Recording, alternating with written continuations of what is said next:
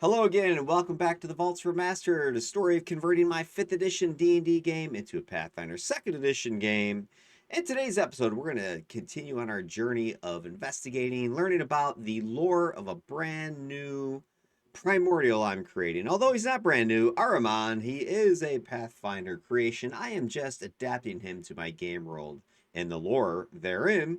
In today's episode for the Prince of Anarchy, the Overlord of the Div, the Dread Shadow, the Godbreaker himself, we're going to get into his religion known as the Anarchic Covenant. And from soil made fertile with the anarchist blood, freedom took root. So anyway, session 2, here we go. Religion of Ahriman, what's going on? All right, what do I do? How am I going to do this? For any of my primordials that I'm creating, or any of my ancestries that I've been creating for this homebrew world here, I start with a template. And I take said template, this one is the religion that goes along with my primordial template. And I take these sets of guiding questions, feed it to my muse, my AI friend Kathy, ChatGPT, along with my notes or any reference material I have from various sources, and create a baseline set of information to start working from. And from that point forward, I begin to massage it, knead it, pound on it, etc., into the shape that I want. So today's episode is going to be this part, religion, where I've divided it into 4 sections for my friend Ahriman. The ethos. What is his moral code? What does he believe, ethically speaking? Tenets. What are the ideals that Ahriman upholds for his followers? Appeal. Why are people drawn to this guy and what he's preaching? And last but not least, manifestation.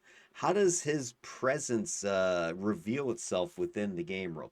So I take this big old honking list of questions and all my various sets of notes and resources and start working. And what I come up with is a big old crazy mess that I have to then turn into something useful. And that takes me back to my thoughts from the session 1 when I was talking about mythology for Ahriman, is that whatever I do come up with, I want it to be usable in my game world, or what I refer to as actionable. And in this case, the religion, I wanted to try a different approach. I wanted to make it actionable around the NPCs, because I think the religion is involving people, the people who believe it. So the mythology could be about the specific, deity themselves, and you could learn it from a book, let's say. But if you're going to be looking at religion and religious beliefs, I think a lot of the information you're going to get lore-wise needs to come from people, the NPCs in your game. So for today, what I wanted to focus on was how do you develop a religion? How do you then reveal it to the players around your NPCs through actionable NPCs, through stuff that they do say in these encounters and interactions. So those are my goals here. I wanted to make sure that as I was creating this religion and using that template and massaging everything into place, that it was realistic. So I wanted to develop this comprehensive, believable religion around Ahriman and have it ingrained in the lives of the NPCs. This way, it's more authentic and tangible. And when you interact with the NPCs as a player character, you're gonna, and they're believers or have been affected by this religion itself. It's more meaningful and immersive that way, rather than, oh, you find some book in the library and you read about the religion, right? You're actually talking to people who believe this stuff.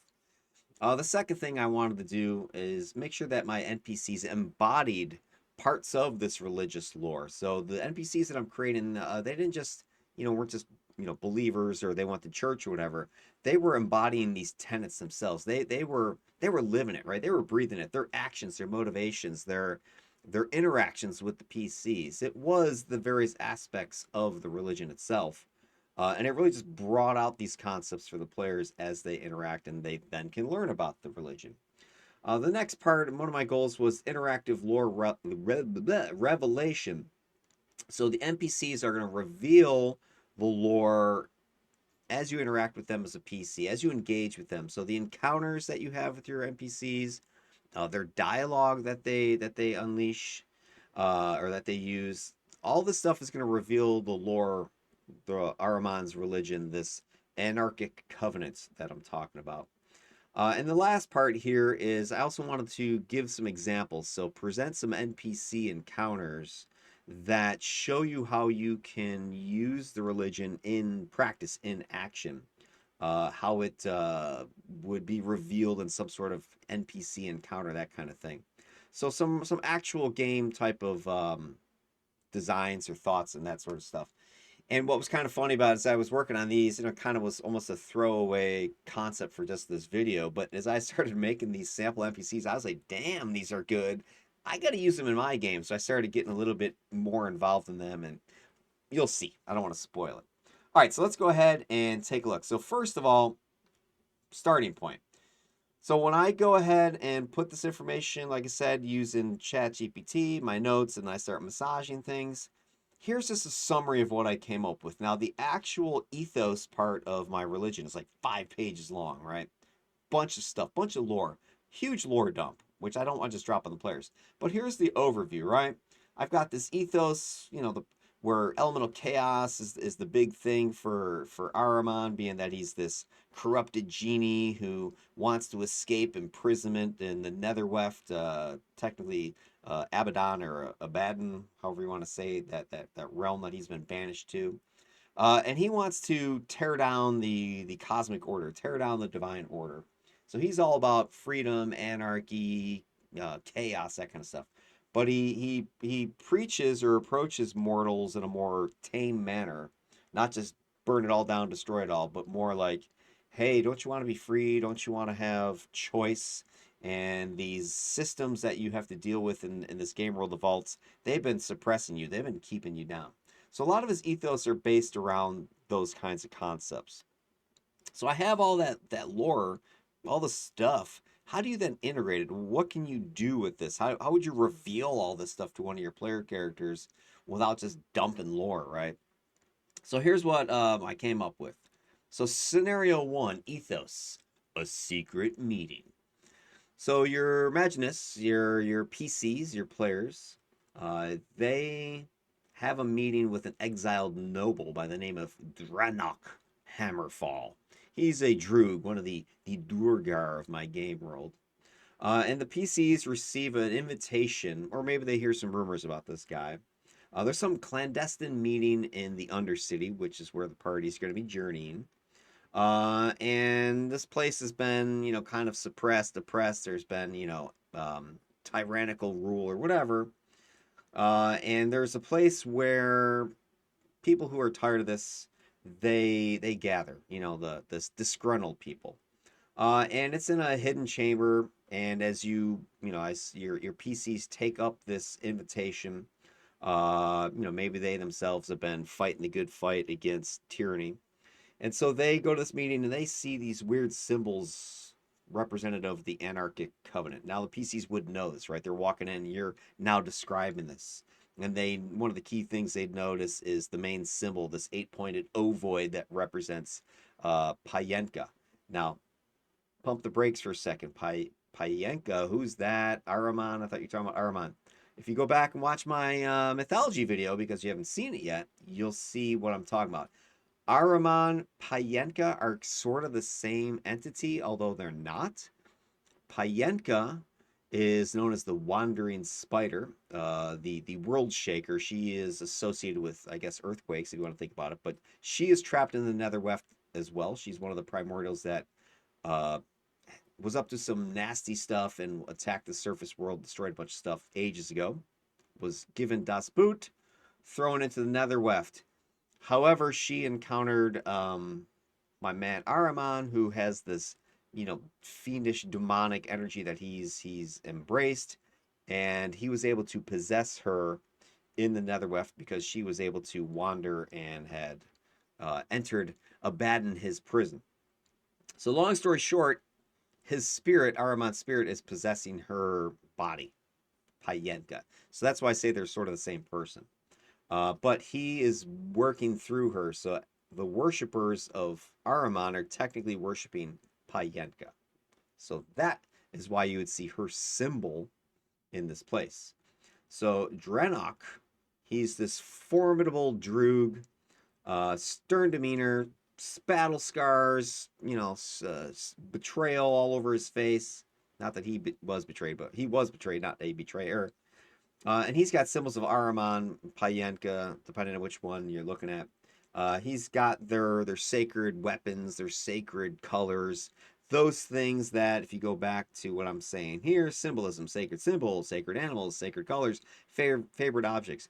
And by the way, in Pathfinder 2E, this stuff that I'm talking about is from like Gods and Magic. It's from the player course. When you look at the gods, the divinities, they all have these lists of their characteristics, of their features. So Ahriman has these things as well. I'm revealing it to my players through this meeting with Drenok. So this might be the first time some of them are seeing a lot of the symbolism, and that starts getting their wheels turning, right? Gets those questions percolating. So during this meeting, this is essentially how you kind of role play it going down. Drenok, he's going to greet the PCs. His voice is heavy with the weight of his past and the oppression he once helped enforce. He was actually a member of the Black Hammer, which was the military wing of the Seekers of the Deep Well, which was the main big bad evil guy organization from my previous D&D game. They were the suppressive, tyrannical order that had taken over the city of Pedestal and enslaved everybody who was not a believer or a droog. So anyway, he is from this group, but he was a noble. He's like a clans, high up in the clans, noble lineage tied to the Deep Thane himself, and but at some point he became disillusioned with what the droog were doing to people. Perhaps when the Seekers of the Deep Well, that cult collapsed with the cataclysmic events that ended my 5e D&D game. And if you haven't seen that stuff, you got to go way back to my original videos where I talked about blowing up your game world from a couple months ago back in November. So take a look at my playlist, take a look at my channel there, you'll see what I'm talking about. Anyway, Drenok, he passionately speaks about the ethos of the Anarchic Covenant, describing how the rigid structures of the Droog society and the divine order smothered him in the past. So the Seekers, they were, brainwashing us all. And he reveals his awakening to Ahriman's vision of elemental chaos and liberation through Payenka's plight. So he's again not speaking specifically about Ahriman, because most people don't know who Ahriman is, but they know Payenka. And so he's talking about her plight and throwing in some of the aphorisms from the covenant there. In the fires of anarchy, we will find liberation. So these would be sayings, words that would only be used by true believers of Payenka and the Anarchic Covenant. So again, now you're starting to reveal some of this stuff through words, through actions. Drenok, he gestures to the symbols around the chamber, explaining their significance. The eight-pointed ovoid representing the endless cycle of destruction and rebirth. The eye symbolizing enlightenment from divine deception. And the web is a metaphor for Payenka's struggle. The netherweft is a web-like maze that she is trapped in. Call to action. He proposes a plan to subvert the Deep Thane's rule. So the Black Hammer perhaps is now spreading its vileness down into the game world itself, rather than just being this nebulous organization to avoid. In the Pathfinder game, the upper vault has been heavily damaged, and many of the Black Hammer, the Droog, have splintered along clan lines, and a lot of them are now descending into the deeper vaults, discovering that there are all these refugee types down there. And so they're now bringing this tyranny to these new places and trying to establish, warlord type of settlements, that sort of thing. So he's maybe planning that one of these warlords is the Deep Thane himself, and we need to take him down. All right, we got to stop him. Anarchy. So this can involve, how to liberate some of the other Droog that were like-minded. Maybe there's some political event coming up, and we got to like blow the place up, or uncovering, revealing secrets of the cabal, right? The whatever that's going on. Disruption, anarchy, chaos, preaching to the masses type of thing. So the players are starting to hear this, starting to gather that, hey, this guy and his belief system, it's pretty wild. A personal anecdote: Drenok shares a personal story of his turning point, perhaps a moment of realization during a critical event in the Droog society that epitomized the tyranny he now opposes. And this story serves to humanize him and forge an emotional connection with the PCs. So he tells, that tale that starts to tug on their heartstrings. And then he invites the PCs. He's heard of their own, fights against perhaps the Droog or the Black Hammer or other tyrannical organizations within the game world. So this might be like a medium level encounter at some point, or could be fourth level, fifth level, something like that, right? And so he invites the PCs, hey, you all should join me. And while you're at it, the Anarchic Covenant might be for you. And he asks them to, reflect on your own experiences. Some of them might have been former slaves or something like that. And don't you want true freedom? Join us. Join me. Vader like to Luke type of style of thing. Then the outcomes of this whole thing, hey, what's the point? Why was this, useful or usable? Well, by going through this process, you're going to be able to expose or the lore itself, right? So Dranok's dialogue and the setting that he's in, that he's gathered the PCs, it introduces the players naturally to the core tenets of the Anarchic Covenant. So you're not like bludgeoning them over the forehead with the stuff, or hoping and praying they find the religious book itself, right? You're introducing your PCs to these concepts through this dialogue. Plot hook. We can now use the religion as a plot hook. Actionable, right? Dranok's call to action could lead to quests that are aligned perhaps with Ahriman's greater goal of freedom and anarchy and chaos, right? If you take down this deep thane, then that might cause some greater disruption, right? That's exactly what Ahriman's like, ooh, goody goody, I can't wait. Again, he's acting through Payenka, though. And then there's the moral quandary. So the players are now presented with this choice. Do we go along with just Dranok, even though he's talking about blowing up some, uh, political event, and perhaps there are good guys that are going to be at this meeting that the PCs might be allies with or friendly with, or see them as innocent? Should they go along with it anyway to get the bigger fish? Or do they oppose this and say, Draenor, we've got to stop you, and they draw swords and they go to battle with this guy? So that would kind of be a nice little, moral compass dilemma there, moral quandary. All right, that's sort of your first example of how you can get some of that ethos out there through this encounter. All right, the next section of the religion. So this is, again, raw information coming from my work on developing this 5+ pages of religion. I've got the section of the tenets of the Anarchic Covenant, of this religion for Ahriman in the guise of Payenka. And so this is like the framework that the believers would adhere to, right? So you got the edicts, you got the anathema, you got the areas of concern. So the edicts, people who are believing in the Anarchic Covenant, they've got to embrace chaos. They need to reject conformity. They have to foster liberation, freeing themselves and others from oppression. They're trying to spread the Anarchic Covenant's influence. They undermine order wherever they see it. Anathema, upholding order. If you support rigid structures and order, no, that's bad for you. Obedience to dogma. So you can be these guys as being like lawbreakers and, no, I'm not going to do it type of thing. Getting up in the authorities' face, like on village streets or settlements or whatever, just saying, no, I ain't going to do it type of thing. So this all would be under this umbrella. But how do you communicate all this stuff, right? I mean, how do you showcase all of this, like, just cultural stuff almost, right? Or why are people acting certain ways, that sort of thing? So how do you communicate all this huge batch of information to your player characters? Well, again, you can come up with another scenario. So here, this scenario about tenants is the urgent plea. In this one, the PCs are going to encounter an anarchic healer by the name of Valzira Selkinor. Valzira Selkinor. And the PCs, they get this missive, some sort of note or something like that. They're, let's say, at the proverbial tavern, they're downtime, relaxing after, some outing they had, some foray.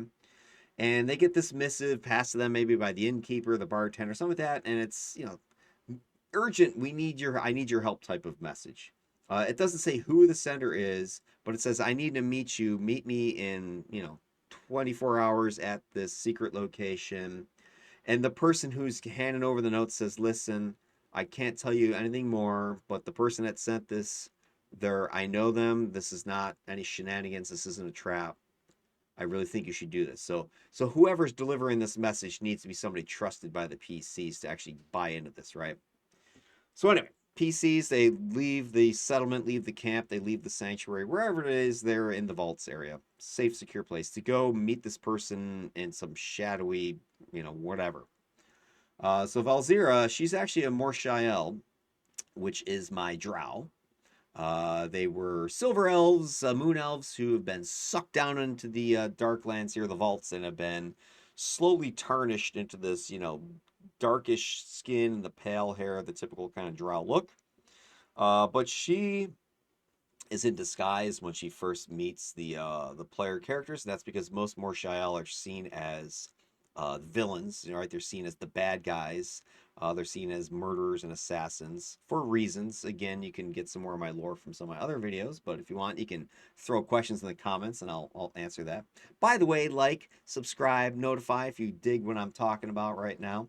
So Valzira, she's meeting with the PCs in disguise. She ultimately, so imagine some role play here, some persuasion, some sense motive, whatever's going on. And eventually she says, all right, you guys are legit. You're who I need for this mission. So she reveals herself, and she's wearing, again, some accoutrement, some decoration that is not normal as far as the Morshael would typically wear. She's got 8-pointed ovoid again, got the eye, the spiderweb motif, and she reveals she's a follower of Payenka, the World Shaker. And maybe this is the first time the players are hearing this name, Payenka who, and so she could explain some of her tenets, some of her beliefs. But the one thing the players gather is that, yeah, she's pretty cautious, but she seems to be internally conflicted by something. And that's because part of this religion is the people are starting to see the truth that gods and whatever else are the divine order is suppressive and oppressive, and Ahriman or Payenka are pledging, if we could just break loose, if we can tear down some of these constructs, we would all be free, and wouldn't everything be better if that was the case? So the encounter can then play out this way.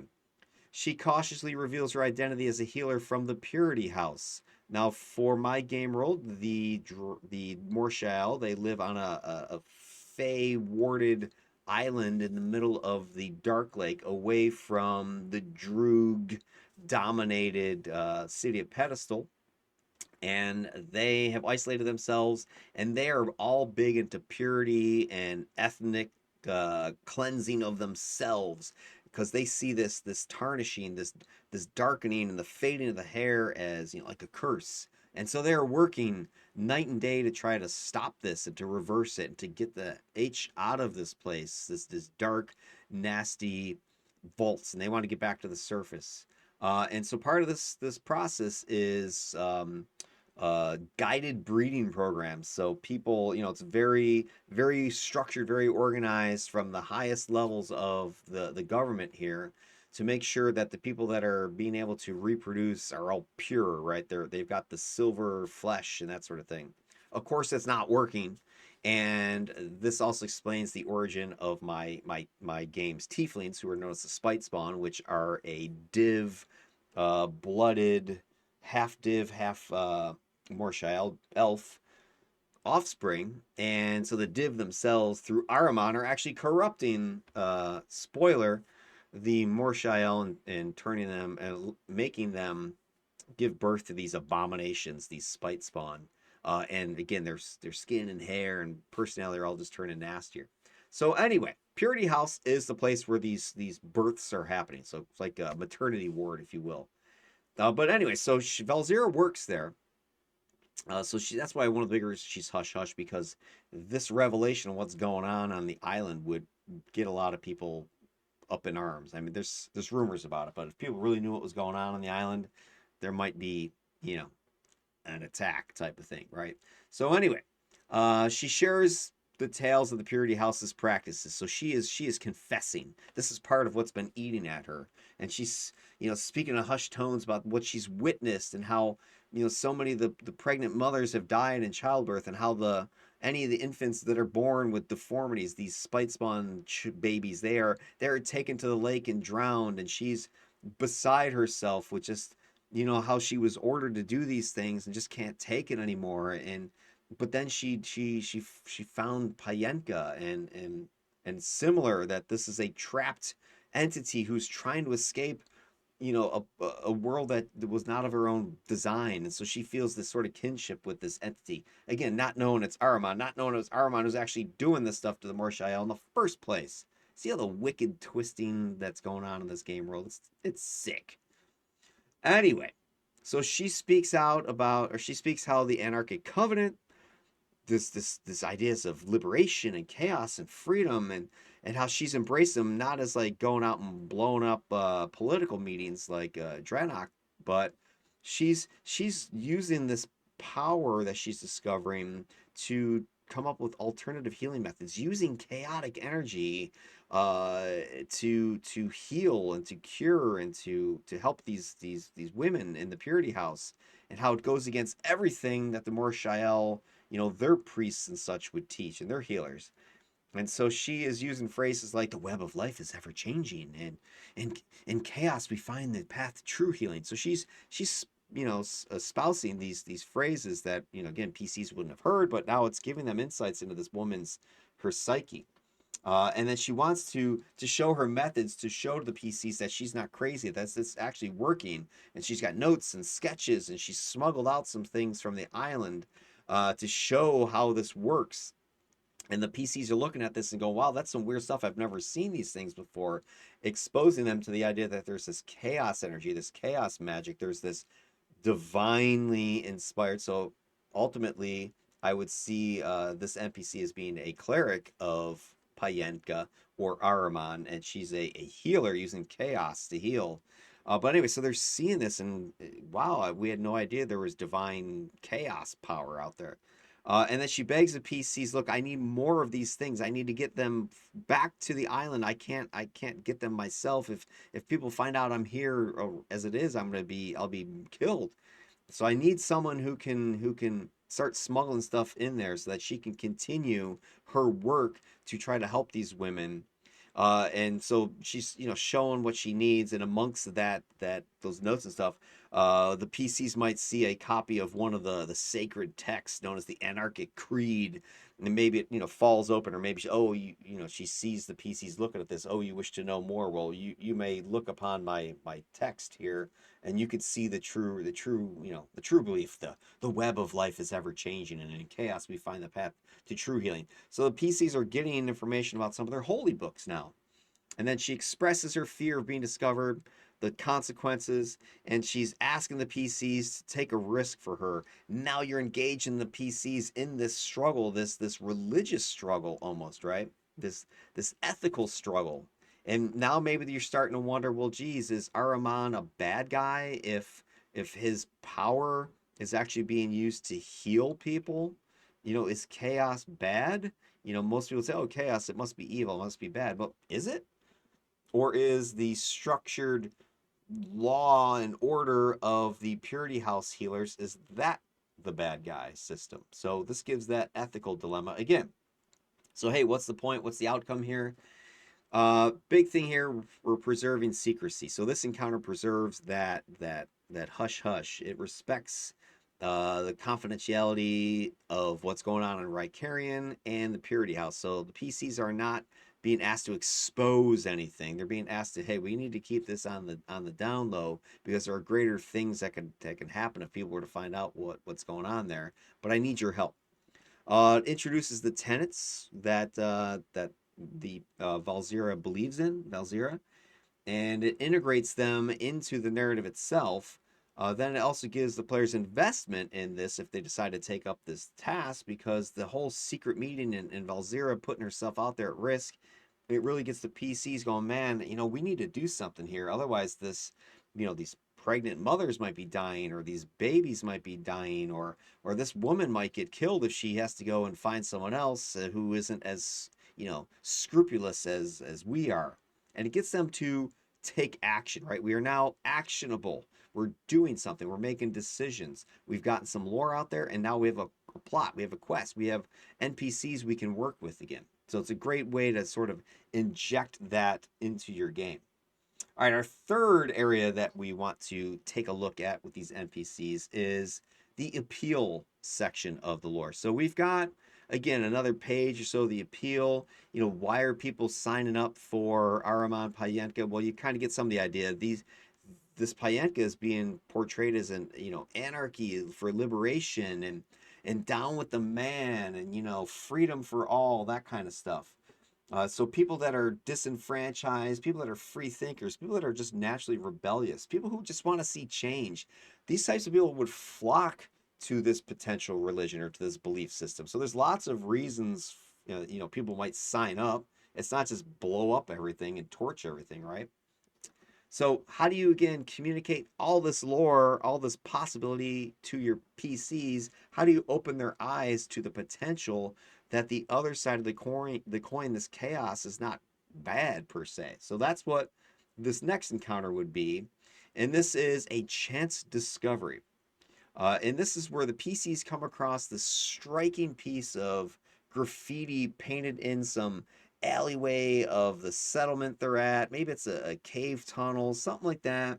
It's painted with these fluorescent pigments that are unique to the Caligni of Pathfinder, the dark folk that you might see in D&D terms. Well, anyway, they are wowed by this artwork that they see.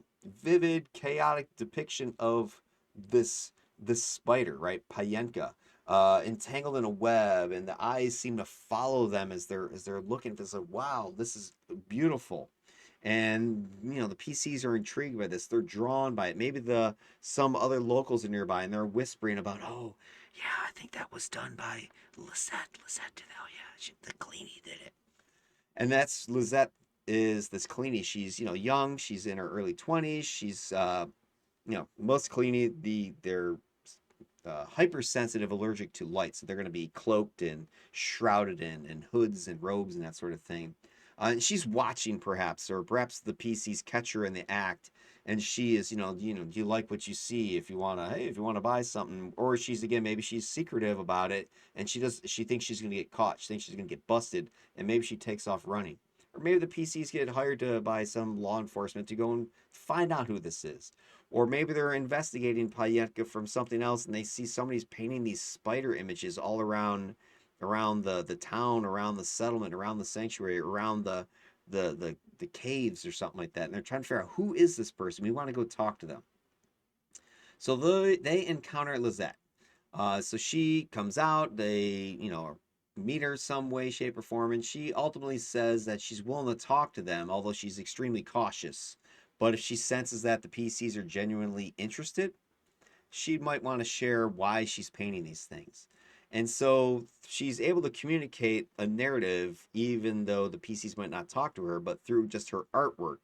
And so she's able to explain the symbolism of her paintings, this graffiti, and talk about Payenka's struggle and the webs of deceit that the gods have spun that captured her, and the netherweft, and how Payenka's being tortured, and all this, how the oppression of this poor innocent spidery primordial who needs to be freed. And she's like, so her art is representing this. And then she shares her own story about being oppressed and silenced, and maybe how her art was not allowed when she was in Pedestal, the city, and how the Black Hammer and the Seekers of the Deep Well, they took her art teacher and imprisoned them or something like that, or her parents were artists and they were murdered for what they were painting, something like that. She's got some story, right?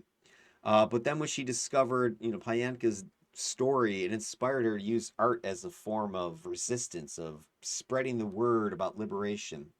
And so maybe she's part of a bigger underground resistance itself. And so she's out there spreading the word using her art. Maybe she's marking secret locations or ways to find the secret locations of the meetings, that sort of thing, and that they're guideposts for fellow believers. And then she invites the PCs to maybe come to an exhibition or come to a meeting, that kind of thing. Maybe she asks for their help. She needs some more paints, right? She needs someone to keep their eye out for the authorities. Whatever. She needs someone to help her not get arrested. Maybe that's part of the thing that the PCs, while they're talking to her, authorities come up and arrest her, drag her away. Or maybe they need her help deciphering some of her more cryptic paintings that she doesn't really know why she painted it. Maybe there's some vision she had sent from Payenka, aka Ahriman. Whatever, right? Or maybe there's other artists who painting other things and she knows them. There's reasons that the PCs could engage with her and move forward. So again, we got some plot hooks going on here. We have some actionable NPC dialogue or quests that they're giving out. And then I like the idea of the confrontation with the authority, right? So I think that would be a great chance to have the PCs immediately decide, pick a side. Are you going to help this girl because she's about to get arrested, maybe beat down, maybe killed, depending on where she's at in the game world? Or are they going to just let her get arrested? Or maybe they're the ones who are going to arrest her. Maybe she's a bad guy and she's a rabble rouser, and the PCs need to round her up and beat her down until she gives up the location of the secret headquarters or whatever for her resistance movement. I don't know. There's all kinds of ideas here. I'm kind of getting a Princess Leia vibe out of this girl. All right, then the outcomes of this whole thing. All right, this is going to reveal that lore organically. So her art, Lizette's misspelled there, and her explanations are going to intro the PCs to Ahriman, to Payenka, and their role in this movement, this Anarchic Covenant. The scenario gives the PCs some interactive experience. It lets them engage with artwork, right? I mean, how many times are you going to be able to do that in your game? You can actually print off some of the art and use it as handouts or, post up on Discord or whatever. Maybe there's clues that they have to solve. You could imagine some investigation checks or something as the players are trying to figure out what does this thing mean? What's the lore behind this stuff? And then there's those plot hooks. So she's asking for help. There's hidden messages in the artwork. There's the confrontation made with the authorities. There's getting involved with the resistance movement. I mean, when I was making these as kind of, again, throwaway NPCs just for the video, you can see how they are not throwaways. This girl is going to be in my game. Spoiler to my players who might be watching this. This was so cool when I was working with Kathy and we were going back and forth about some NPC ideas, and this is one of the suggestions. And I was like, oh, we got to go with that one, and we started building up this lore around her. And now I'm starting to figure out exactly where I could put her into my game world. So I'm actually pretty excited about this. And by the way, the artwork was from Dolly. So if you like what you're seeing here, I work with my AI artist Sal here, which is through ChatGPT OpenAI. Great system. Those two tools together, they help me create this lore. They generate the pictures. I mean, it's just telling the stories. I'm just looking at this right now. It's just beautiful. All right, and then the last area I want to talk about is for my religion is, again, another wall of text, right? The manifestation. How does the Anarchic Covenant, how does Ahriman, Payenka, how do they manifest in my game world? And there's all kinds of stuff here about their teachings, about their temples, that sort of stuff. What do they believe about the afterlife? So there's the stories about, being trapped in the Netherweft or Abaddon with these entities. That might be your fate if you perish. There's sacred sites. One of the sacred sites is the Vantasphere, which is one of the huge cataclysmic events that ended my 5e game. This explosion of utter darkness, kind of think like a nuclear blast that went off as it was triggered by one of the old PCs in my 5e game, but it got frozen mid detonation, but it's slowly seething and slowly spreading. And these guys and gals of the Anarchic Covenant see it as a sacred sign, as a place of the energy of the chaos that is needed to free Payenka, to free Ahriman. So they are studying it, they are worshiping at it, they are trying to listen for whispers and that sort of stuff. They're doing rituals there. So that makes an interesting little sacred site. And then I've got a series of texts, books, things that the PCs might encounter perhaps in a library. Perhaps, like I said, when they were talking with Valzira, they would have seen the Anarchic Creed. Maybe one of the PCs is talking about the tales of the twisted webs. you name it, there's lots of books that are out there, tomes, scrolls, whatever that the PCs can encounter and get some of this lore. So how do we then inject this into the game world through some sort of NPC who's actual next scenario manifestation, a mysterious invitation? There's this Netherweft scholar named Batukan Erdenebelig. I gotta stop making crazy ass names, right? Erdenebelig.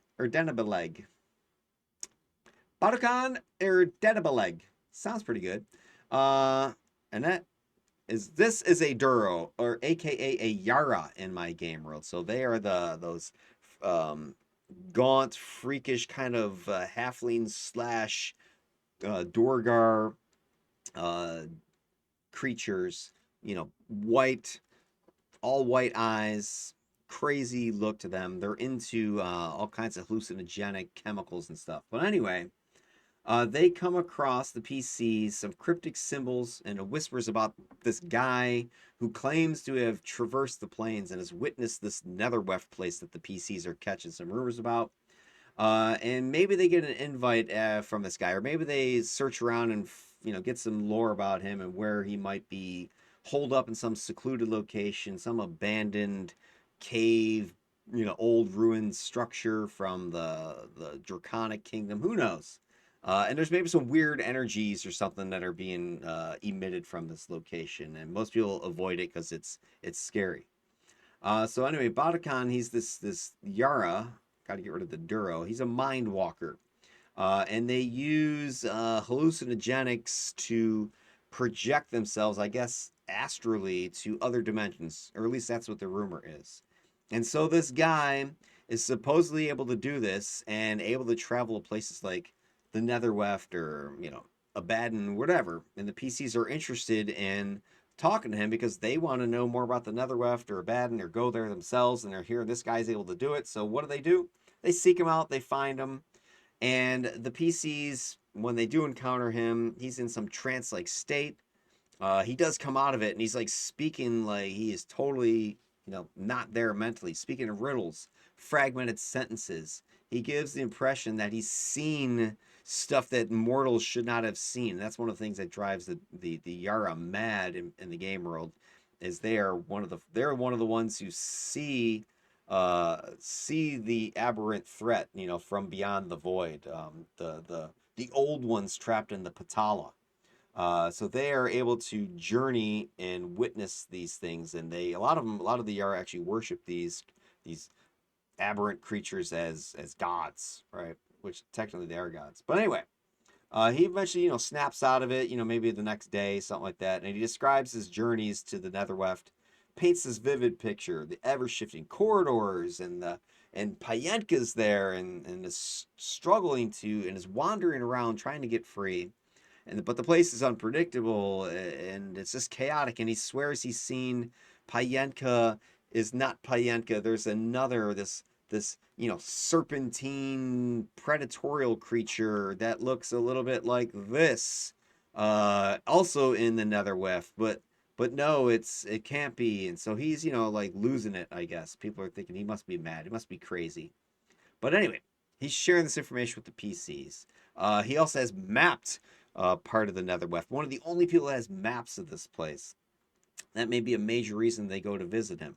And he's explaining, Payenka's significance here and how the ever-changing nature of this web reflects, the principles of the Anarchic Covenant that these people who are believers, because maybe he isn't a believer himself, he's just a scholar who observes, these Anarchic Covenant followers. And he's drawn, these parallels between his research into Payenka's lament and what these people are studying and what he's witnessing. And he's putting these pieces together, but nobody believes him because he's half crazed from his mind projections and all these hallucinogens he's been using. So he's half cracked upstairs. But anyway, he describes the visions, his encounters in the Netherweft. He's talking about the imprisonment of Payenka, and all these accounts are serving to illustrate her role as a resistance fighter and an embodiment of liberation. And if she could just get free, she was free before, and now she's being punished for what she did for being free. Kind of like that, liberation of people who are been suppressed and fighting for the rights type of stuff. So anyway, he would propose a quest. Hey, I need you to get me something or to get some information that I'm looking for. So next time I go to the Netherweft, I need this. Or he's like, hey, why don't you come with me? We'll take a trip together, and map some of the place ourselves. I need your help because maybe there are astral creatures that attack you when you go to the Netherweft, even though you're not physically there. There's psychic projections, things attack you, whatever. And then the last thing he also would demonstrate his powers. He offers to show, hey, let's take a quick trip. Chew on this mushroom real quick. You'll see what I'm talking about if you don't believe me. And that could give you a chance to introduce some new mechanics to the game. Astral projections, astral fighting, astral combat, astral travel, whatever. And it is a whole new realm that you can explore, a surreal experience that you can do. So then ultimately, hey, what's the point? What's the outcome that you're shooting for here? It gives deeper understanding to PCs about the manifestation of, Payenka and Ahriman in the game world through the visions of the Netherweft itself. So he's able to show his personal experience, share them with them, show the players what it means to go there. And maybe these astrally projected attackers are the followers who have perished and are taken to the Netherweft to attempt to free Payenka, aka Ahriman, in the afterlife. Like their spirits get trapped there or something. Another thing you can use this encounter for, is to connect with the sacred texts and the teaching, because his accounts that he is talking about are going to tie into, the words and teachings from the Anarchic Covenant and some of these other sacred texts. So he's going to be able to provide a tangible link between what people are saying and preaching and what they're reading about and what's actually going on in the Neverweft or even to Abaddon itself. And then there's also just allowing the players to explore some themes. So they're going to be able to explore this chaos and the order struggle, with Payenka trapped in this web and struggling to get loose, and how, chaos, it needs to be free. Otherwise, because order is tyrannical, and that these forces are fighting each other. And maybe some of the combat you see in the Netherweft is not necessarily from the Netherweft. Maybe this is the forces of law and order, whoever they are sending these like guardians, these like prison guards to the Netherweft, and they're trying to stop people like this crazy Batakan from, seeing and spying upon their web prison that they're guarding. That could be something else that you're able to explore with this guy and his quest. So there you go. Wrapping this up, bringing it all home, right? What are we talking about here? So by using your NPCs as these actionable NPCs with these backstories, you can reveal the lore, you can personalize the lore of religion itself. So it allows the players to see how the religion's impacting people. It humanizes their beliefs. It makes it all relatable and impactful. Okay, it's not just, oh, there's an evil cleric over there, let's kill him, right? Or I'm a cleric who worships this person and I've got some domain spells. This is real stuff, right? It also allows the players to have emotional engagement, right? They're hearing these people's stories, right? And how the religion's tying into them and now these belief systems. And now they're experiencing them right along with it. Imagine with Volzira's torment that she's struggling with working at the Purity House, and how that would affect your players.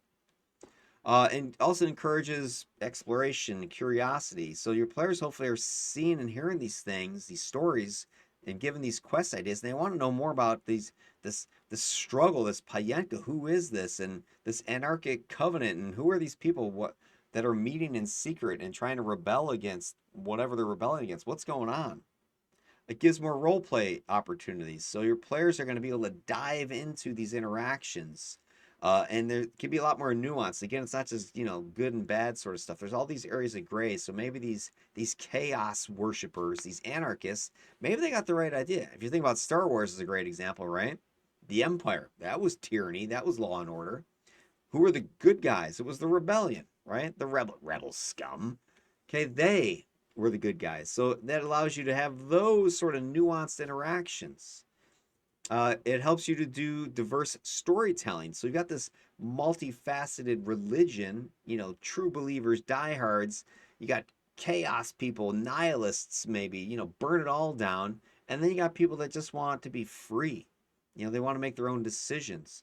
And then you got maybe the other side, law and order, saying, listen, this chaos is dangerous. That's why we've got it bottled up. You don't understand. If this is free, it's going to fracture the world type of stuff. So it allows you to tell these different stories, right? Through these NPCs and what they believe.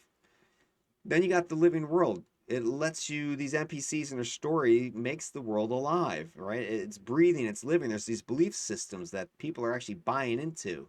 And it's shaping the societies, it's shaping the factions, the organizations, and the people and the individuals. You're able to integrate all this religious lore into your game mechanics, right? You're able to take the lore, all this religion, and have mechanical aspects, quests, challenges, die rolls, skill checks, rewards, magic items, that sort of stuff. All based in and tied around these NPCs, their quests, these religions. And the last thing here is this religion allows you to build your cohesive narrative. You're able to integrate it into your narrative, your overarching narrative. You're able to tie everything together. So there's, chaos versus order, yes, but now the religion on the chaos side has that making sense. Has it something that you can interact with and allows it now to tie in with the law and order stuff, which might be seen as the bad guys now. And you really just get into this thing. All right, so anyway, ladies and gents, hopefully that was some fascinating, interesting stuff. My thoughts on this whole thing and whatever I'm doing with my religion, my Ahriman construction here, and his followers here, the people that are believing in this Anarchic Covenant. And if you thought it was cool, thought it was fun, want to see more, again, like and subscribe, throw some comments down there, notify yourself the next time I throw out one of these videos. And next time, I think I'm going to get into his cult, his followers, I believe we're going to be calling them the Harbingers of Freedom, because let freedom ring. So that's the next idea. We're going to get into that, talk about how to make some cultists, that sort of thing. Maybe dive a little bit deeper on some of these NPCs as well, or some different NPCs. All right, so there you go. I'm going to call it with that. Have yourselves a good night. Take care, and I'll see you in the next vid.